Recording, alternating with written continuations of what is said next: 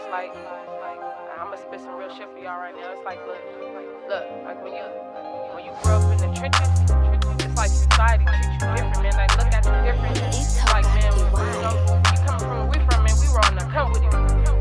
Look, they treat you different when you from the trenches. Bitch, I didn't grow up in no burb, I grew up in the village. Tryna get that shit up off the curb, I turned it to a menace. I wasn't hanging around with no girls, bitch, I was hitting fences. Childhood trauma, take it back to about the age of 9. Gunshots sounding like fireworks on 4th of July. I told my sisters and cousins that we gon' be alright as long as we stay solid, protect each other through eerie nights.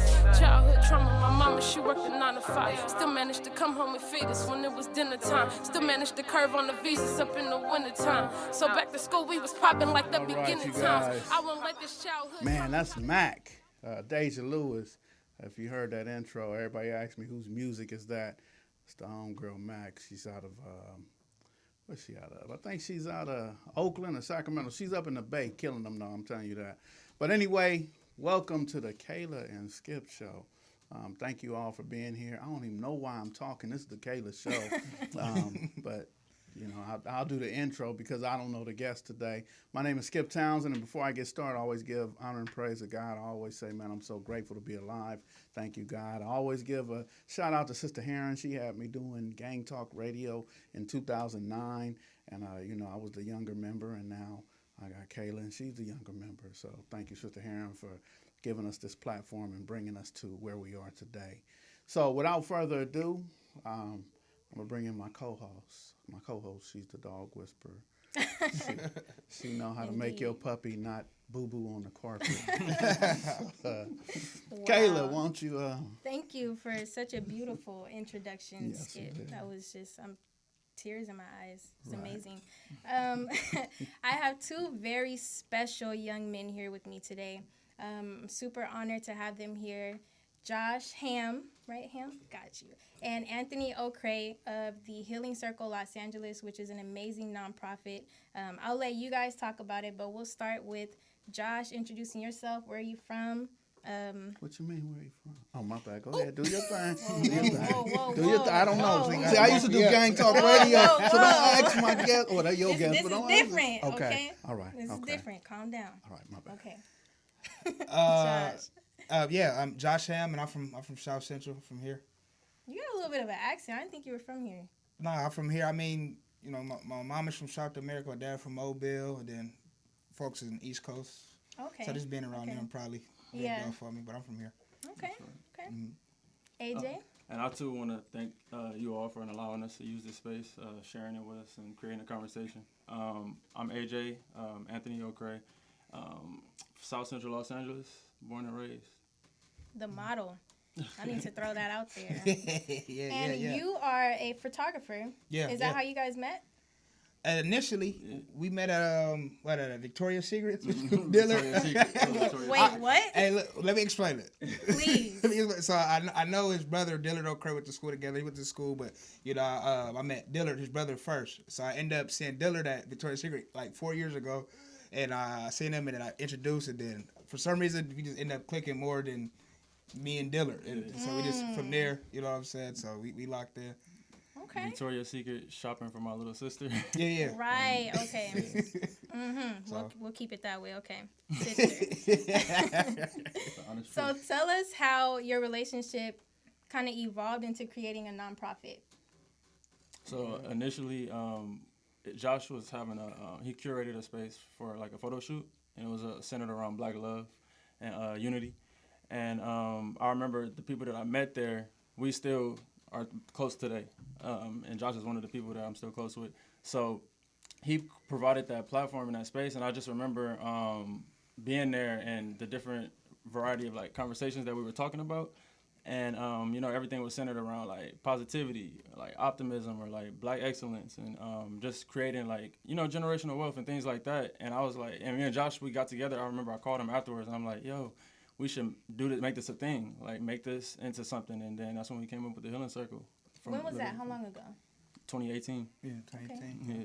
Okay. So what's your goal with the Healing Circle, your end goal? What do you want out of that? I wouldn't necessarily say an end goal. It's an ongoing thing. We do dialogue circles, healing circles for the hood. Make sure that black folks come in there and dig, oppress, and unpack. I mean, we do donation drives. We do Black Women Appreciation Day. You know what I'm saying? What else we do? Just wellness days. You know what I'm saying? We had a dope spot at South LA Cafe. Where we had the card games and different stuff, had people meet each other, just, you know, to break that barrier. You know what I'm saying? Sometimes as black folks, we walked on the street, we mad dog, we got this inferiority complex, and we want to dismantle all that. We should be comfortable in this space and in our skin. And so we just developed these spaces so people could come pull up and rock with us and build community. So the same way that, you know, we pull up and we fellowship and we talk, had a hard conversations, is we want the other black folks to do the same thing. So we challenges in that and pushing that narrative in the community. Yeah, absolutely. As you all know, we don't have that many spaces like for black people, like specifically to unpack our trauma and decompress and feel comfortable and vulnerable safely to do that. So that was the idea of creating that, and the mission behind it was like just to unify and empower African Americans, you know, who deal with similar traumas and who don't necessarily have an outlet to express that. So we do that, like Josh said, through dialogue sessions on every other Sunday, community events. We did the Black Exposition event. We haven't did it in a long time, but that was basically where we showcase black businesses, because, you know, we contribute a lot to the GDP, and a lot of people need to understand that our dollar speaks, you know what I'm saying? Yeah. And when we don't purchase something somewhere, then people will follow suit, and then they will be impacted a lot by that, because we're the number one consumer. Absolutely. That's facts. Yeah. Skip, you do something kind of similar with Second Call. You mentioned, you know, us having that space to discuss our traumas and kind of unpack those things. And I know with Second Call, you focus on people who have been to prison looking for jobs. So I'm sure this kind of hits home for you, and the same thing that you're doing, right? Oh, exactly. And especially when you say that there are not a lot of places. So as the young lady who was singing, I used to go into the women's prison, I went to the men's prison, and I would give them that emotionally safe place to talk about how you deal with emotions, how you deal with anger, how you deal with low self-esteem. And a lot of institutions, even the churches, I went to the schools, I was at Locke, a couple of schools in Fontana, and they thought that I could fix the issues that were going on. And I told them, I'm not there to fix it, I'm there to listen. Because for a lot of times, I don't want to tell someone what they should be doing now or give advice. What I want to do is just give them a place to say how they feel and what they're going through. You know, a lot of childhood trauma, a lot of it suppressed. So what I did is I used to try to get everybody in my neighborhood jobs. You know, they were shooting at everybody across the street. So when I get them a job, they show up high, show up late, they work 1 week and quit. And I'm like, what's wrong with you guys? And I uncovered a lot of unresolved vicarious trauma. You know, people grew up with their grandmother, but their parents lived down the street and had new kids now, and raising a new baby, the new little brother, but gave them up when they was on drugs and stuff like that. So all these things they don't get to talk about. One young lady just took me through, man, I wanted her to shut up, but I couldn't. But she told me about being 5 years old and the stuff that her mother did until finally they took her. And now she's 28 years old, but she'd been through hell, and everybody who tried to help her, or everyone who wanted to help her, also wanted something from her. Like, okay, now me and you go get a room or something. So these type of things they carry with them and end up using drugs and stuff like that. So I don't want to fix them. What I want to do is just give them that place where I could say, thank you for sharing that. Thank you for being trustworthy enough to share that with me. I feel humbled and honored for that. Yeah, that's dope. Yes. That's real. Man, I mean, this, you know, where we at right now, just the history and the trauma that we have here, just growing up as black boys in the community, not being able to talk about them, you know, those mishaps or stuff that's happened, or the cards we've been dealt growing up in the inner city. Just having that space to be able to talk about that trauma and how we can heal from it. You know, we talk about black families and, you know, how our parents raised us and their history and what they've been through and what it is to be a black man growing up, and that masculinity trait. I always got to put on this tough exterior and fighting and doing this. And, you know, it ain't no backing down. We can't, it's hard to have those conversations with somebody did something to impact you or that brought pain to you. And so now we got a space now where people can talk about it unapologetically. There ain't no judgment there. as men, we can fellowship and cry there. Even though it's a co-ed space now, so even with the ladies and getting their background story, how can we show up for the ladies? How can we show up for Black women? How can we not protect them in a way where they're not strong enough, but like how can we show up for you where you feel safe when you see us walking down the street? So it's been dope to have that that dialogue and that conversation just as Black folks to talk about those situations. Like my brother did 12 years in prison, and then seeing the way he thinks and processes things. Very smart cat, go getter, but just how it's stunning his growth and now how he deals with the mother of his children, how he sees family now, and being able to get him to a space where he can show up in a way that's impactful for his kids. Think about this for your brother. Think about being gone for 12 years, and every time he wanted something, he had to order it. He didn't walk into the store and grab it. Like me and you, we can go to 7-Eleven right now, right? Yeah. But in the penitentiary, you can't do that. You got to order it and wait for it to come. And if you get canteen, and now you get to go to where the canteen is, and you get to read off what you want, but you can't touch it. You still can't touch it. Somebody got to get it for you. Right. And then the money is put in my account, but I don't actually touch the money. Right. So when we do all this and we ask him to come home and be normal, he don't know how to be normal. He don't know how to go to a store. Yeah. He ain't been to the store. He don't know what to do. And as a man, as you said, he might be emotional, but he's like, I can't cry. So he's all fucked up inside because he don't want to cry, but he at the store like, fuck this store. You know what I mean? Yeah. And I'm telling my story. That's what I only did 2.5 years in prison. I've been a lot of time in jail, but when I came home, I ran out the market, 9 o'clock. It's yard recall. Time for me to go take a shower and try to jump on the phone. I felt uncomfortable in the store. I felt I was going to get a 115, man. I'm going to get a write-up. I need to go back to where I need to be. Right. And nobody talked me through it. And my homeboy Rabbit, when I called him, he said, man, I did 10 years, 2.5 years in the hole, Skip. I did more time in the hole than you did in prison. So he said, man, get over that. Man, come to my house and we'll drink some Hennessy. That's how he told me to help me get through what I had been through. Did they have dialogue, though, over the Hennessy at least? I ain't drink the Hennessy. He had pet bulls, man. I said, I'm not going to get drunk and your dog's going to bite me. I told him I'm cool, man. Yeah. You made an interesting point, though. It's like, I don't even feel like prison is to rehabilitate. It's literally just to store people that they deem as animals. So what they do is people spend all this time incarcerated, and then when they put them back on the streets, they never really rehabilitated them. They just threw them out there and act as if they are supposed to function as a normal, civilian, and they can't because they're still processed, and that's why they go back to prison.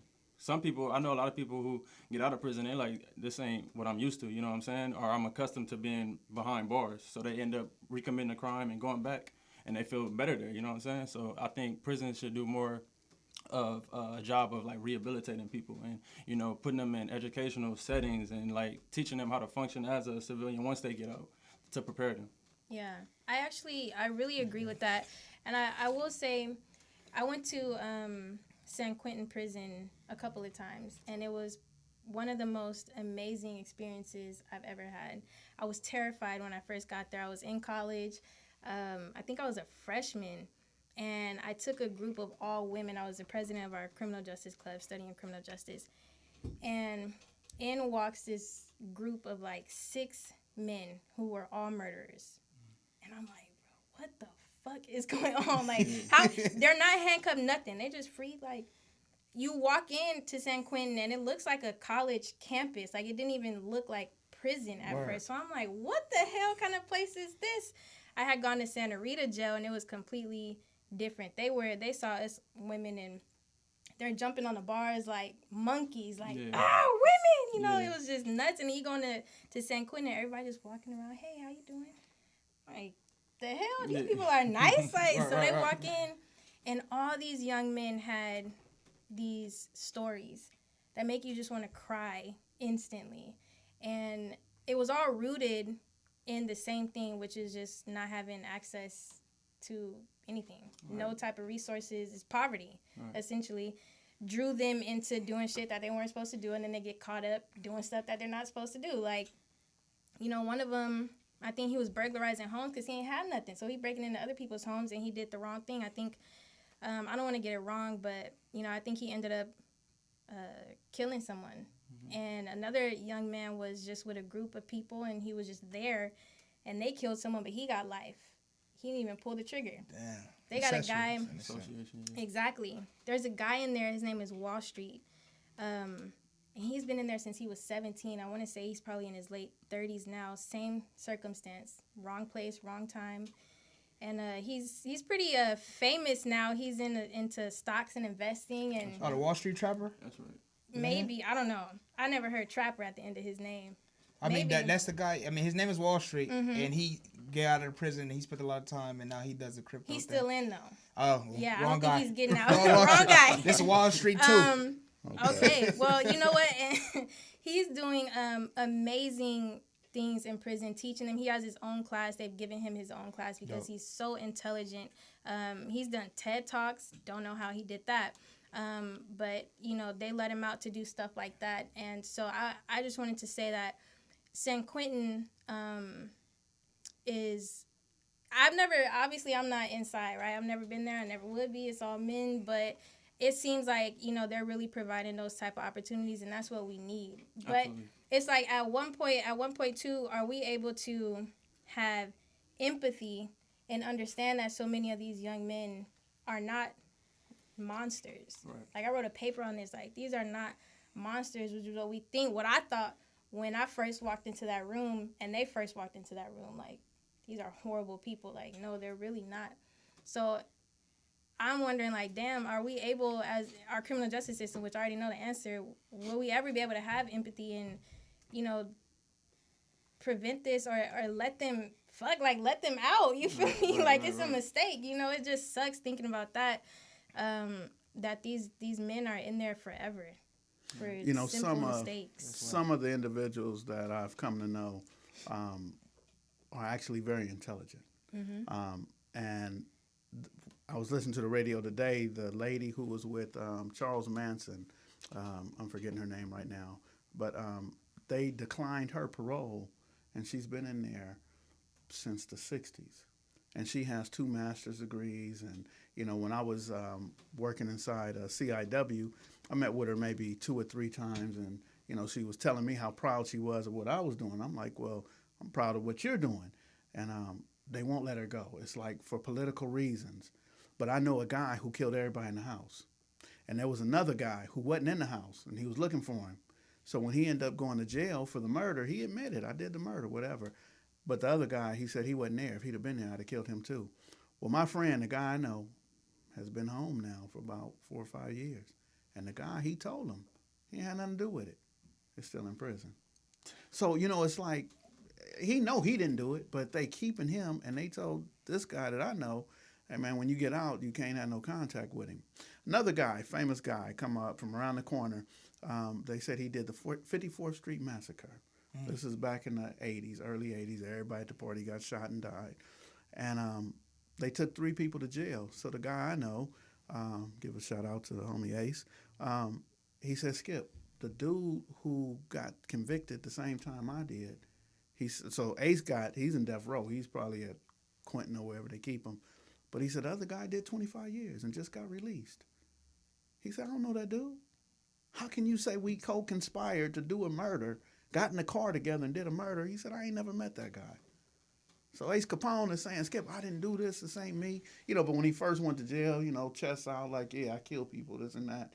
But now that he been there since 35 years, he like, man, help me get out. And he says, one of us got to be done wrong. Either the dude that did 25 years or me. And Ace Capone is on death row right now for this. Damn. So it's like, man, the system, I don't know if they really care about if you did it or not. I don't know if they care to what extent. I think that it is a political reason to lock up everybody they can and then release those that will be soft releases as opposed to those who can have some political influence if they're released. People will go crazy. So. The judicial system is just so flawed. Like you said, it's it's so flawed. A lot of people say it's broken, but I don't think it was built that way for a reason. Constructed that way for a So reason. anything That's you say facts. can and will be used against you. Yeah, absolutely. Just think about that. What kind of system am I in where anything I say can and will be used against me? It's set up for you to fail. And not only that, I'm in with this. The system is so messed up that I can't even represent myself. As soon as I go into court, they're going to tell me, shh, don't say nothing. You need to get a lawyer. But the lawyer wasn't there. The lawyer don't know how I felt at the time they was accusing me. The lawyer don't know my background or anything. Right. But they want the lawyer to represent me. So just think about that. I can't even represent. This system's so messed up. I can't even represent. I can't even tell you the truth because anything I say is going to be used against me in the court of law. In the court You of can law. start with you guilty until proven innocent. Right. Keeping it 100. You think about the Brian Banks story where he allegedly raped the girl, Oh, right. and he spent I don't know 15 years in prison, Right. and then he was finally released, and then it's like how do you recompensate a man for that amount of time that you give him money, $1 million, that ain't enough for his time, you know what I'm saying? Right. Yeah, It's can't get ridiculous. I even thinking about that too, just like, you know, not being able to, you know, go to the college graduation, have that dating experience, mess up, make money, spend the money, or if you end up, God forbid, end up being homeless and getting back up, like you won't even understand what none of that feel like to even feel every emotion going through this thing called life because you've been robbed of that because you made a mistake or even, like you said, wrong place, wrong time. Yeah. And I just think, you know what I mean? I know we talk about fairness, but it's just like, bro, like we said, it's set up for you to fail. It's systemic racialized racism where they put people in spaces so they can disenfranchise them so they won't have access to certain things when they get out. The miseducation when it comes to just worldly stuff, like, because it's not set up for you. I mean, just think about, we were just talking about economics. I just seen a post. I just posted a post on our page. We talking about black people spent $1.6 trillion yearly almost. And then the black wealth has fallen 14% in the last couple of years. And everybody else is going up. You know what I'm saying? So it's just the lack of education even when it comes to that. Like, we're just missing out on so many things. I mean, you're taking our fathers away. One of my boys, Liquan Muhammad, he worked on this prop, man. He went to Community Coalition. He was a part of that org. And, you know, he was one of the young people that worked on getting his daddy out of prison. His daddy did 20 years for marijuana. Wow. And now it's legal. So, to me, I'm going to say it just like that. Let's just, from white folks, it's a slap in the face. Now they monetizing it now. Now it's on commercials now. Now they got big brands now with cannabis and weed. Stuff that come from the earth, whatever. And you're criminalizing black families and black fathers stripping out the household. Now we ain't got no black daddy at home for selling marijuana. But you got all these blue-collar crimes where people are stealing millions and this and that from people. But this boy, daddy, did 20 years. This man is only 22. So 20 years of his family, you know, missing a father figure due to selling marijuana, trying to, I guess, let's support his family. Right. You know what I'm saying? And I think that's the misfortune that we got to start talking about. And how do we support the family? What help are they getting? What trauma support are they getting? What healing are they getting? Because my daddy was gone for 20 years. I had to be the man of the family. The pressure from my black mama. Like, I need this, I need that. When I was 14, 15, I had to pay rent. I had to give my mom $2,000, $3,000. I was getting evicted out the J's. I'm 15 years old. I couldn't even enjoy my teens like that because I had to go hustle. I was hanging out with the 40s over there. I went to Mayor's High School, hanging out with the 40s, doing God knows what to get some money. I was interning, too, at the Community Coalition. But just double the money because I have to Shout out to Coco, man. They done saved so many people, man. Sure. Shout out to Community Coalition. Come on, man. You know, so. Go ahead, no, that's all good. But, you know, just like where we come from, you know, thank God we made it out, you know, in the sense where, you know, our mental there, you know, you went to school and everything. And, you know, we try to make better for us, but everybody don't have that opportunity because we didn't have nobody to lead us. You know, and Coco was one of the avenues that, as it was other black men that had degrees that came from the same streets I came from. I met somebody that was from Jungles. He had his master's, went to USC. Like, bro, you could do it too, bro. It's your game, man. But you don't have to choose. Who was that? Stephon Johnson? No. It's my boy Tona. He do his own thing now. But he was at Coco years ago, and shout out to him. Like, they helped save my life. You know what I'm saying? Because of, you know, where we from, but everybody don't have that support, and so that's a conversation we've been trying to talk about for the last, you know, 3 years. 3-4 years, and just to start having this conversation about how do we show up for each other and support each other so we can change material conditions here, change the way we think about blackness, community, or support each other if the white man don't. And so that's a real thing that we're trying to get to in a sense, you know? Yeah, that's amazing. I think it's been really successful so far. It's beautiful to see. I'm curious, excuse me, you guys have any plans for the future soon? Any upcoming events? What are you guys working on now? Because I definitely want to shout it out and make sure people start to get involved. Right now, just Black Women Appreciation Day, spring retreat. A retreat? Yeah, for adults. Yeah. What's the details? We're gonna let you know. We're working on it right now, working the dates. Still trying to figure out some stuff, but it's gonna happen. We want to do more, like Josh said earlier, like wellness days. You know, we did a yoga event in Lamar Park. We want to do more community, like movie nights. like where we just show all the black movies, you know what I'm saying, and like Boys in the Hood, things like that, and then kind of like have a conversation about it afterwards and dissect it, and have a conversation and stuff like that. I can't even really think anything else off the bat. But we're working on a lot. We're trying to get funding. We're trying to get funding for sure. Yeah. We did we had a convo team, was calendaring some stuff, so we got a lot of stuff in the play. Rona kind of slowed us down. You know what I'm saying? Last year everybody wasn't comfortable being in the same space. We was on some like, fuck it, we gonna meet, but we had to be, adults about it, considerate. But we back going. We got some partnerships that we working on right now, and we working right now. We gonna post it on the gram, the Healing Circle. Well, shout out your gram, and how can people get involved and support you guys? The Healing Circle LA on Instagram. Please just all we ask is just spread awareness for our events. Like it don't take much to share a flyer on your page or in your story, whatever the case may be, because I feel like a lot of times people don't share it, and then other people who might be receptive to that information don't show up because they don't know about it. But just because it's not for you doesn't mean it's not for somebody else. So if you share it, you're spreading awareness. Man, that's so true. That goes for, people who to kind of sway away from supporting their friends too, because it's not something that they're interested in, but just sharing, like you said, can go so far. Absolutely. We've had people from the East Coast. Tell black people that support your friends, your followers, and all that repost stuff, even if you don't, it's not for you. Yeah. It don't Spread gotta the be for you. For sure. Yeah. Like you said, it don't take no money to repost. I repost my friends' music.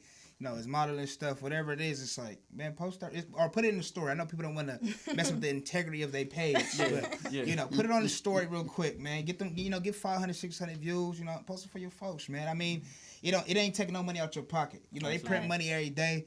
I think as black folks, we think of money as a commodity, something that's running out. It's just transferable. They might transfer to crypto, whatever. That's another conversation. But use it as a tool, man. Like, we here. Let's support each other. Let me support your business. You support mine. You know what I'm saying? We all here. We're trying to, look at the strip at Crenshaw. All the business right here. It's a barbershop right here. Barbershop right there. They're still going to get the haircut. Man, I want to know. You mentioned this earlier. Like, we spend the most, but not on each other. How do you think we get to that point to where we're really supporting each other? Because it is quite frustrating. We say it all the time. We have this conversation all the time. People don't see value in what you do. And, a lot of people want you to have some type of clout or hype around your name before they, like, for instance, if Drake was co-signing the Healing Circle, everybody going to show up. Like it's a function. Yeah, like it's a function. But it's like, since we ain't got that type caliber person around us yet, then a lot of people are like hesitant to come into the space and things like that. But I just feel like a lot of people, they don't see value in what you do. And they might not, I think a lot of people receive things at certain times in their life. There's like a maturity aspect around it. So like the conversations that we have at the Healing Circle might not be for that person, or they just might not be ready to step into that space. We post a lot of content about the conversations that we have, the topics and things like that. They might not be ready for that conversation. And I understand that. But like I said, share it. Somebody else out there will need it. Yeah. So me personally, brother, I think you are the Drake. You don't need a Drake. What does it take to brand you? And one of the conversations I heard from Master P years ago, it was a stupid song. Nah. It's a great song. Bang. It's a great song. But look, so he said he went to go do a concert, and he said when he got there, about 2-3 trucks pulled up, about 30 people came out, and everybody surrounded, and it was MC Hammer. And everybody, MC Hammer. And he was thinking, man, the dude created an entourage. He made himself be popular. Right. So that's what Master P said he did, is he got his brothers and everybody, come on, man, y'all gonna go with me, we gonna jump out, and I'm gonna be in the middle, and we gonna create this phenomenon. Right. And it's the same thing, man. How do you brand yourself? So I heard you say you in Leimert Park. Can we brand you in Leimert Park? Can we brand you on Crenshaw? How do we brand you to where the Healing Circle is something positive? I mean, for me, that's all it takes. I mean, just for me speaking. And it's going to come, right? So that way, because I don't want to depend on Chris Brown or Drake. I don't want to depend on one of these dudes to win the Super Bowl and come do a 15-minute photo op with me. Right. How do we make it where you the cool dude in the hood? Yeah. I mean, to be completely transparent and honest, like, mental health isn't easy to discuss. Mental welfare isn't something that's, you might say, is quote unquote attractive to discuss, but it's necessary. And I feel like we started incorporating events because at first we were just doing dialogue sessions. We didn't have like the funding or the opportunities and things like that, resources. But then we started incorporating events to make it look more fashionable, I guess you could say. But even then, I kind of don't want to just dumb it down to just like events. Like I want people to show up to the conversation and talk about it because that's how you truly heal through conversation. Definitely. Yeah. Well, the reason, I didn't mean to cut you off. The reason I said that, though, is because I got 27,000 followers. Where they come from? From you. I don't know them. For real, I don't know them. It was Kev Mack was supposed to interview Cynthia Nunn in Compton. Man, I had probably about 300 followers on my YouTube channel, and I kept calling Kev, and he was like, "Man, I'm not coming today because Melly Mel's not around. The Hood Postman, he ain't with me." And I said, "Man, I'm here. Come on, I got you." And she got mad. She said, "Man, I ain't doing no interviews unless you do it, Skip." And that was 2018. So I started doing interviews with 300 followers. And then I did more interviews, and I just started pulling a camera out around certain situations. And I got 27,000 followers. Damn, that's a testament right there. That's dope. That's a testament. Persistent. You was persistent, too. Yeah. That matters. But I wasn't trying. It was just, all right, come on, let me just do what I do. And so that's why I'm saying sometimes just being who you are. You AJ, being AJ could mess around and get, 2,000, 3,000 followers just being you. And then, of course, like if we all promote AJ and sing your praise and sing your songs, then you get 2,000, 3,000, 4,000 followers. That's right. And so the message is there. We just, I believe, have to support each other. I want to give a shout out to Tanya Ward. I don't know if y'all saw her, Filthy Rich. But she does healing circles as well. Yeah. Even though she do healing circles, when she see me, she sock me in the stomach. I love her. Get Yeah, she does. I don't get that. Like, how can you feel so good about a person they hurt you? But she working on it. She doing the healing circle. Yeah, she working on it. Healing circle right now. Tanya's sweet, man. Yeah. Tanya's sweet. It's her pudding. Hey, her banana pudding's fire too, y'all. Make sure you check out. Right. Tanya got the banana puddings be smacking. But it's the same thing. Oh no, just come on, bro. But I need it on site for sure. It's I need fire, all bro. of it, It's the fire, whole bro. batch. Yeah, but I think we just have to support each other and the works that we all doing. That's it. For sure. Yeah, I think social media has really made things a lot harder, though. I mean, easier in some ways and more difficult, too, because there has to be, like, an aesthetic and things have to, I don't know, look cool. And like you said, like, you have to morph it into, like, these events and go with the trends and stuff. So it's hard, especially, like you said, with mental health and... That's tough Especially to in the black community. Especially in the black community. I feel like Instagram don't care about that. Like that whole algorithm set up, we post something, they like, so I don't even care about no black mental health. Like that shit gonna go on the wayside. You know what I'm saying? So it's kinda hard. But y'all heard about the other social media platform called Fanbase? It's a black owned Instagram. I think a black woman started it too. Yeah, it's dope. My mom was telling me a lot about it. Fanbase. It's crazy. Oh, I gotta go down. It's getting popular too, y'all. What is it like? Similar to like Instagram or Twitter? Same thing, and you get paid off like I guess your likes. You get paid off your likes and things like that. But it's black owned. They don't like limit like your reach. So you post something, it can go as far as it want. They don't block you or anything like that. You know, Instagram, they kind of like shadow ban you and stuff like that. Yeah, So without a doubt. you don't know. Any mention of COVID, man, there's a paragraph at the bottom. Like this may not be true. But you know they shadow ban you because like one video, we had one video, 5,000, 6,000 views, more followers than we got on our private page. And the next one we posting 300 views. Right. That's been happening to me a lot, actually. I don't know if it was the whole Meta taking over Facebook or whatever. But I heard somebody say that it messed up a whole bunch of stuff going on. But I noticed that I got my first taste of that when I was doing the previous podcast, the Black Republic. You know, we was in some real shit, like police brutality, all that. We was talking our shit, and people would start DMing us like, when I try and follow your page, it's saying, "Oh, this might be a radical," something like that. No I'm like, way. what? Yeah, really? I got a screenshot. Yeah, and I'm like, bro, what? For real? I never knew that. I never knew that. Cam, West Coast Cam, he actually posted that this morning that someone tried to follow him and they sent that. Yep. Really? On everything. Yeah. You talk about black politics, they label you a terrorist. In my eyes, social media, they like you a terrorist. We gotta ban you, shadow ban you, all your content. We love on each other. Yeah, like. But bring awareness too. Sometimes like it's the truth. That's the thing. They don't want us exposing what it is that we really deal with. I mean, and we talked about, you know, positive stuff like the importance of voting and, well, I'm having second thoughts about that. That's a whole nother conversation. But, you know, but we talked about, this was at the time of Dijon Kizzy being killed and actually George Floyd. So it got deep and they start flagging us left and right. It's crazy. That's wild. Yeah, social media is weird. They didn't want you to inspire nobody to do nothing crazy. Yep. They can't shadow ban us in person though. That's why I need people to pull up to the healing circle. You feel me? Yeah, Real we can life. talk about it. For Real sure. life, real It's life. like now you got to do the boots on the ground, you know. Back to that community Yeah. organizing, that old Exactly. school civic engagement, tapping in with folks, flyer in hand. Like Right. we've done that before 2 years ago. Like we go pull up, give flyers to Oh My Burger, different spots. We just did it at Earl's like You know what I'm that saying? just made my stomach Earl's, hurt. Hot and Cool Cafe. They know Tony. Shout out to Tony.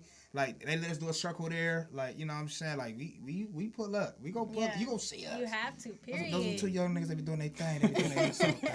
I like them 2 young men. on a Yeah. TV. We need You a TV touched show. on, you mentioned fan base. I have to shout out Miria. You guys know about Miria? Maria. The Black Amazon? Nah. Oh. I'm sad I know haven't heard about something it. You don't. Okay. Well, we can shop on there like Amazon. Yes. MIIRIYA. Okay. Is it a .com Sorry. or is www? It's an app. The Miria app. MIIRIYA. And a black woman did this. It is black owned. I think it's a man. Okay.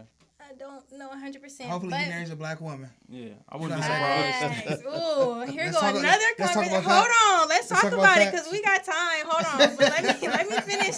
Yeah. Let me finish shouting this out. It is like a black Amazon. They're still working on things. It is actually a guy, and he's doing it all by himself right now. No developers, no team. So it's not perfect, but that's an amazing app to use if you want to shop for black products. And he makes sure, like, you got to verify you black. I don't know what kind of identification he requires, ID. but there's a process. Exactly. I need to see your government. I wonder if Mariah Carey can go on there. You That's crazy. I'm just saying, there's some Can people. you go on? Like, You I could kinda- definitely You can kind go. of bright too. I was gonna say Stop one drop rule. One drop rule, right? Locked in. Is that? They say that's a thing. I mean, they call Obama the first African American president. They didn't say the first biracial president, right? Yeah, you're right. I mean, That's how the true. world in politics, how the world view use black. If police pull you over, you can be believing to something. They're not gonna be like, oh, you believe, and I'm gonna let you go. No, use a nigga. I need you to get out the car. I don't care if you light skin, none of that. Yeah, you got little nigga features. Get out the car and search that trunk. That's facts. You know what I'm saying? You know how it go. Man. But I heard you throw the shade like you ain't lighter than me. Oh, colorism.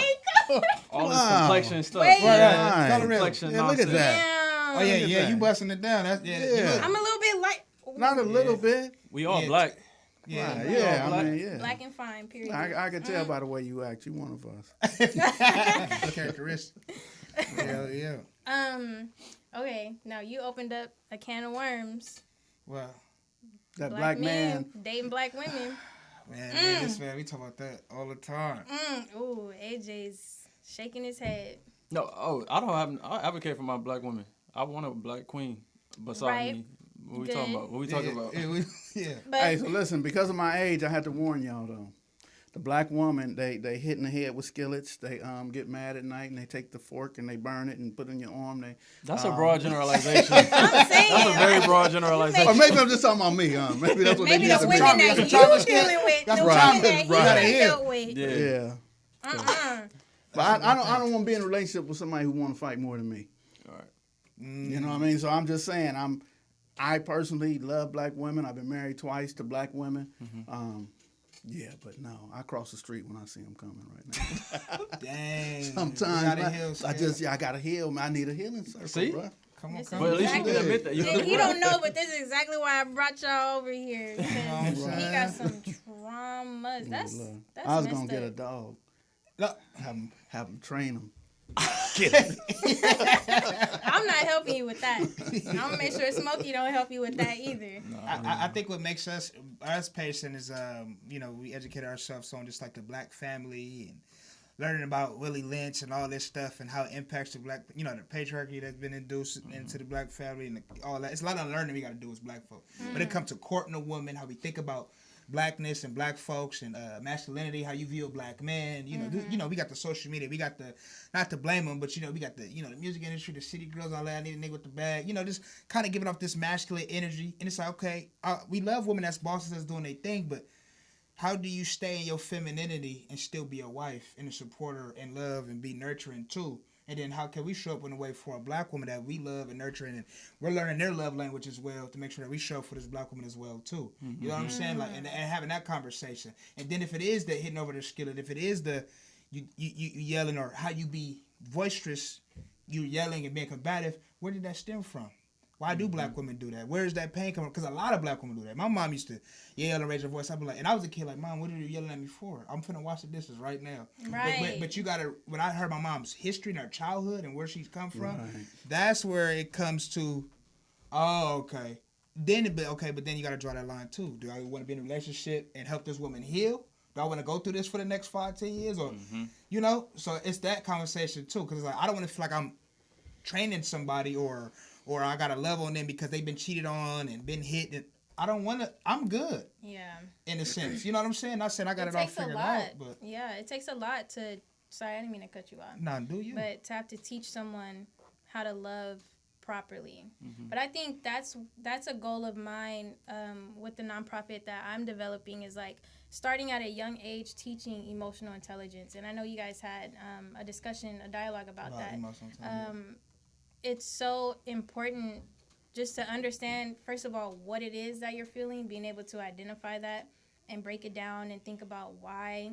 And then for the receiving party of anger or sadness or whatever, empathy, I think is the most important part of emotional intelligence. Understanding, like you said, what your mom went through when she was younger. I'm still trying to figure that out with my mom. Like, me and my biological mom are like, we have a really difficult relationship, but I'm trying so hard to have and develop that empathy and like, okay, here's why she's the way she is. I need to accept and forgive, the things that she did in the past, but it's not easy at all. Yeah. And especially it's hard to learn when you're already in your 20s or 30s or 40s. Like, she got shit I'm sure she has not worked through, which is why she's the way she is, and she's, I ain't gonna put her age out there, but older, right? So I think that's why, it's good that you guys are holding that space now, and then we can push it to even younger audiences, middle school, high school. Imagine, so your mom, whatever age, you don't want to say it, but she meets someone, and just by her look, they say, oh man, she's the one. And they talk, and they both looking at each other like they the ones. And they spend 2-3 weeks, even 2-3 months together. And now all of a sudden they say, okay, we can be together. But they both fucked up. Yeah. You know what I mean? They both sick, and never got to heal. What's going to happen over these next 6-7 months is they probably going to kill each other or attempt to or scream at each other or abuse each other verbally, financially, emotionally, because there was never a healing process. See, but I propose the question of like, do you think we ever actually completely heal? No. I don't think we ever get to a place where we're just like, okay, I'm done, I understand, because psychologically it's always there. You put yourself in a similar situation and somebody does something, no matter how healed you think you are, it's gonna be a traumatic experience, and you're gonna be like, I dealt with this before, and it's gonna kind of cause you to go into survival mode or defense mode. So I feel like we never really get to heal. We just get to a place where we're content and we try again. So we like we leave every time we take a step forward, we leave a little bit of luggage in the past, and then we move on with a little bit of luggage, and we all bring it together. And if we can both deal with that, then we can move along. But a lot of people don't deal with they don't do the internal work. You know what I'm saying? They don't heal from their, try to heal from their past intentionally. They kind of like just scrape it under the, people resort to drugs and, sex and things like that. They never really heal their issues. It's kind of like putting a Band-Aid on a bullet wound. It's like, it's going to always be there. You know what I'm saying? So that's my perspective of it. Yeah, I think it's not healing per se. It's more of managing. Yeah, right. Yeah, managing. I use this with dogs. Like, dogs who have been through trauma, just like humans, it'll never really be eradicated from them. It's the triggers will always be there. It's always going to be a part of their life. But can you manage how you respond to those triggers? That's really what it is that you're working on, in my opinion. I think you're right. We don't ever really heal from the past. We just manage how we respond. Yeah. That's a good way. I feel like, you know, if you've been through something, you know, all this stuff is layers. You just add into yourself, and, you know, you go through a situation, you learn how to better deal with it. And so as far as the healing process, I would say, you know, if you, I don't know, simplest terms, you know, you jumped off the jungle gym and you hit your knee, because you was wild, you know, not to jump off the jungle gym, because I broke my knee last time I jumped off. So it's about, when you go to the jungle gym again, okay, I'm just going to go down this slide, I'm going to go down this. You know what I'm saying? It's about doing things differently and learning from that so you can know how to better attack the situation next time. You know what I'm saying? We human, and things may come up again. It's not about running from that, but it's about, okay, how do I deal with it when I'm faced with this opposition again? Yeah. So, you know, you dating somebody or whatever, and, you know, this person is yelling at you. And I will always say that come down to just even with the dating situation, like, look, this is what I'm going to go for. This is how I live my life, blah, blah, blah. I think that's what dating is for, to figure out the love languages, what you need, what you need to be. I always ask people, like, what do you need to be in a healthy and sustainable relationship? It can be, that's a heavy question, right? A lot of people haven't been asked that, but I think it's something as people, as we get older, we got to start thinking about these things. Like, if we want to date and be in spaces, or when it comes to friendship or whatever, like, what do I need to be in a healthy situation with you? And then if it's damaged or get impacted, being able to have that healthy space to have dialogue about it and see how we can move forward. And, you know. Do you think there should be an interview process? Like, when dating a young lady, ask her, like, well, where are your parents? Did you guys ever take drugs? You know, I'm talking about mental illness doesn't run in your family. Yeah. And, you know, grandmother might be in prison for murder. What did your grandmother do? You know what I mean? That's real. I really want, I don't want to know what sign you are, what you drink, do you smoke, who you be with. Yeah. That's all irrelevant. I want to know your family history. Yeah. Because if your family history is fucked up and my family history is fucked, we can't have no kids. Yeah. They gonna be fucked up. Unless y'all doing the work to heal, right? I think that's pretty drastic. Okay, what if you guys both want to break the generational curse? Yeah. Right. So I believe I heard AJ speak about that though. But if it's just me that's going through healing circles and talking it out of my body and this and that, and she's not going to be healthy, she's not doing all that, then it's one-sided. Matter of fact, Sugar Free said love is when two people feel sorry for each other. That's Sugar Free though. We can't take advice from everybody. I love no. I got another one I seen with Chris Rock when he was doing his stand-up. He was all like, man, people say relationships are hard. And he was like, no, they're not. He said, two people can move a couch very easily. But if one person move a couch, then that shit is very hard. Yeah. So that means what he's saying in retrospect is both people have to be willing to do the fucking work. Yes, you know what I'm saying? So if we come in here together and I'm just keep trying to love on you and give you flowers and do all this, you just pouting. You ain't trying to rectify the argument we just had yesterday. You want to stay like that. I'm trying to do so you know what I'm saying? It's we got to be both willing to pick this couch up together. If not, I can't drag this shit along by myself. So it's about, you know, having that agreement and having that discussion too. And be patient. Like, I feel like we're not patient enough with each other, and understand that healing isn't linear. You know what I'm saying? It's not like a straight line. It's zigzag. You might, you know, revert back and sometimes, but just be patient with that person if you feel like they're worth it, but not too patient, because I feel like a lot of times I'm too patient with people and they're not willing to do the work, and it's like now I'm starting to exert myself too much and I'm starting to hold myself at a detriment, you know? So understanding, it's like you said, being emotionally intelligent, that's what emotional intelligence is. It's like being self-aware, like understanding your emotions and that person's emotion, and then that will guide your behavior. I feel like. Absolutely. That's real. I do have a question about dating. We mentioned, you know, you talk about interviewing, asking all type of questions.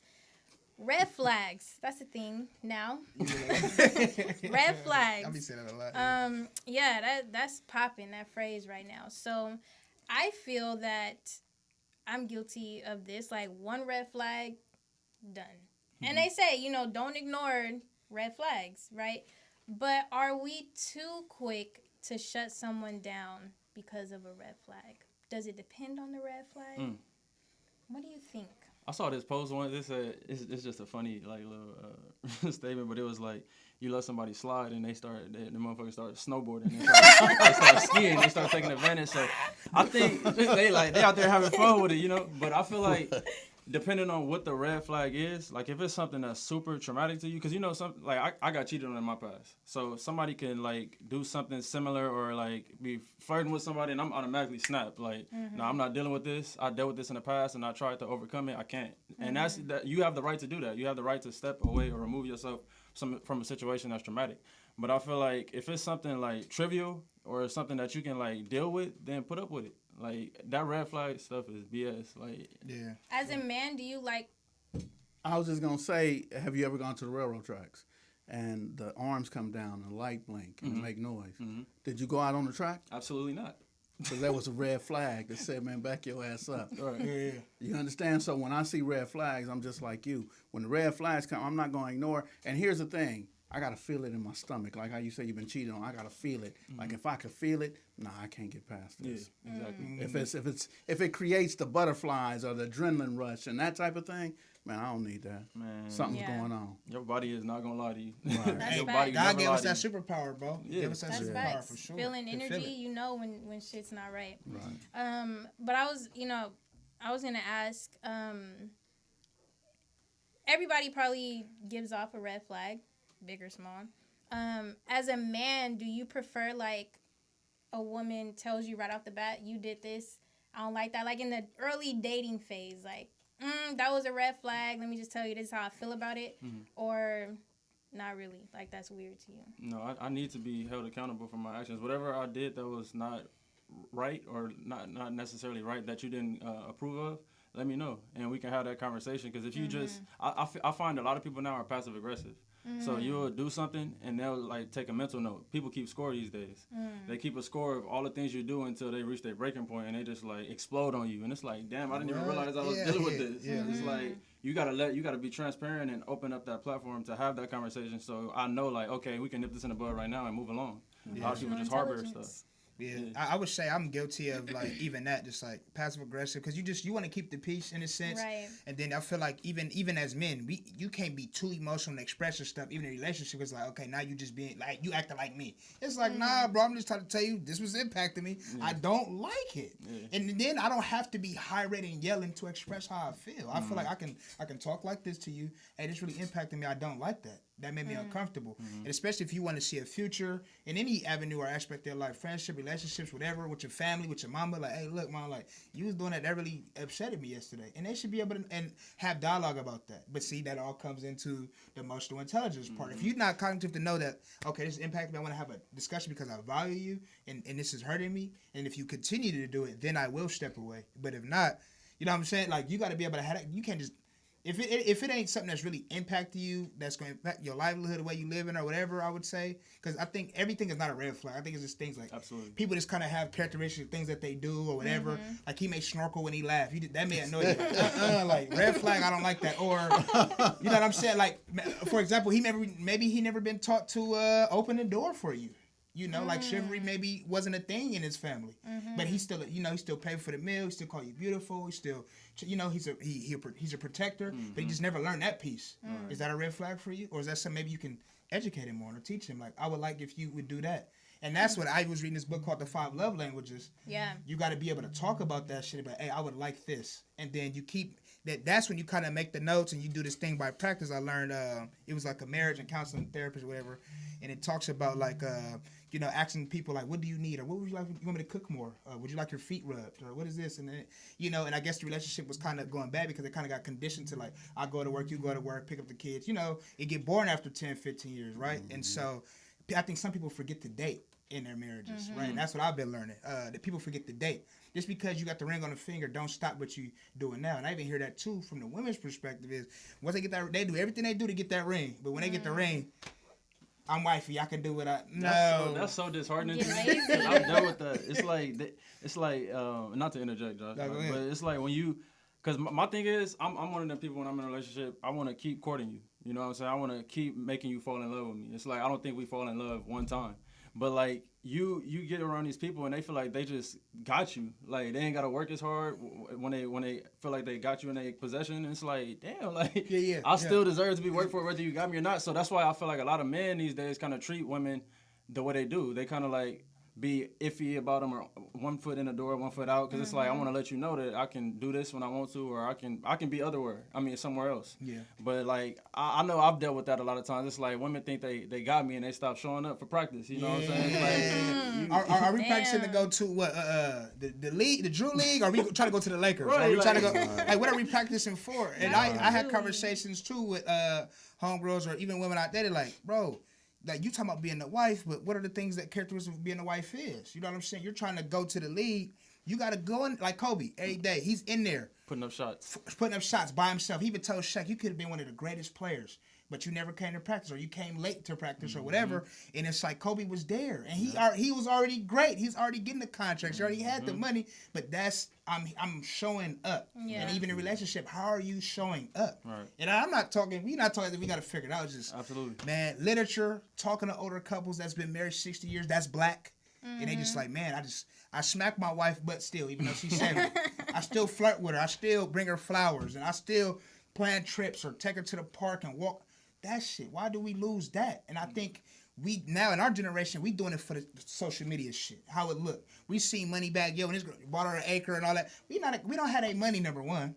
And number two, worry about what's going on right here. Right. You don't know them from a can of paint. And then the next minute, she got the acre for him, and then he cheating and fucking everybody else in the media. Exactly. So worry about what you got going on. Let's figure out how we can make this work. all these couples our goals, and then Man. that shit is so annoying. Ain't no couple out there that's no fucking goals, because you never know what's happening behind closed doors. Absolutely. Now, social media has just completely changed things. I know we need to wrap up. And see, I was gonna get into online dating and all that, but we don't got time. When the That's next a whole nother podcast. conversation. Pulling We're gonna up. have to have a part 2, because Pull I'm up, interested now. Pulling up. You want to talk about online dating? No, we ain't got. Y'all heard of Tinder Swindler? Next time. Y'all Next watch the Tinder Yeah. Swindler? Hell no. Yeah, that What's was that? crazy. Come on, dog. Tinder Swindler. The Tinder Oh, Swindler. yeah, What's that now? What's that now? I It's wanna on hear that. Netflix. He Nah, was I'm gonna watch finessing. it. I was gonna watch it today, but I ain't have enough time. It's on Netflix? Yeah, he was finessing women. Out of yeah. millions. Out of I'm gonna millions. watch that Millions. tonight. I love him. Okay, cut it off. Cut this shit. You tripping. All right. Well, thank you guys for being the guest today, man. This was really, it was mind provoking, thought provoking. So appreciate what you guys do. Appreciate you guys taking the time to come share with us. Shout out your social media one more time. The Healing Circle LA. I also write poetry, so I have a poetry page. It's called A Collection of Waves, and my page is called Anthony Okray Jr. For sure, yeah. The Healing Circle LA, personal, Black Coffee Visuals. That's my personal. Then I have a clothing line, Ghetto Superstar brand. Everything is spelled correctly. No slang, none extra. Yeah. Oh, on both of us. Everything is spelled in plain English. There's no underscore and all None that of that. stuff. Nah. Black Coffee Visuals, Anthony Okray Jr. Spelled the way it sound. If you- Spell Okray though, just so that they know. OKRAY. OKRAY. Oh, yeah. Okay. People always be like, they used to call me Okra. Okay. I was like, come on, bro. Hey, We're not gonna talk about not saying people's names right. Right. damn. I was Keilah. I love it. I love it. And that's a wrap. It got gloomy. It got gloomy in here a little bit. It's okay. Right. Hey, we healing though. It's okay. Yes, We indeed. healing, No, though. this was definitely Okay. healing. You know? Definitely healing. I think I'm healed from our experience. You never brought it to my attention though. See? So. I didn't. Fair I enough. didn't. Dialogue. So, you know, Dialogue. compromise right there. You're right. Thank you guys so much for coming. It was Thank an you. absolute pleasure. Thank you. Thank you for sure. We'll be 2 back weeks. on in Share 2 space. weeks. 2 weeks. Yeah. Get it. Where's the theme music at? I ain't gonna lie, it's like I'ma spit some real shit for y'all right now. It's like, look, like when you grow up in the trenches, it's like society treats you different, man. Like look at you different. It's like, man, you coming from where we from, man. We were on the come with it. Look, they treat you different when you from the trenches. Bitch, I didn't grow up in no burb, I grew up in the village. Tryna get that shit up off the curb, I turned it to a menace. I wasn't hanging around with no girls, bitch, I was hitting fences. Childhood trauma, take it back to about the age of 9. Gunshots sounding like fireworks on 4th of July. I told my sisters and cousins that we gon' be alright as long as we stay solid, protect each other through eerie nights. Childhood trauma, my mama, she worked a 9 to 5. Still managed to come home and feed us when it was dinner time. Still managed to curve on the visas up in the winter time. So back to school, we was popping like the beginning times. I won't let this childhood trauma try to take me out. It made me who I am today, won't let it stress me out. But babe, I learned from my mistakes, I'ma go another route. Got some cake for a rainy day when it's enough.